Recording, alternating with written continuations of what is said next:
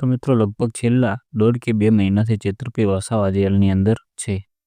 તો મિત્રો આનાથી આદિવાસી સમાજ ગુસ્સે છે અને આદિવાસી મહિલાઓ તો હવે આંદોલન કરવા માટે પણ તૈયાર છે. આદિવાસી સમાજ હવે ટૂંક જ સમયમાં આંદોલન કરશે જો ચેતરપી વસાવાને 11 તારીખના જેલની બહાર છોડવામાં આવશે નહીં તો. કેમ કે ચેતરપી વસાવાને છોડવાના તો છે જ, પણ એ ફક્ત ને ફક્ત 3 દિવસ માટે જ. એ પણ 8, 9 અને 10 તારીખ માટે જ. તો 11 તારીખના દિવસે શું થશે?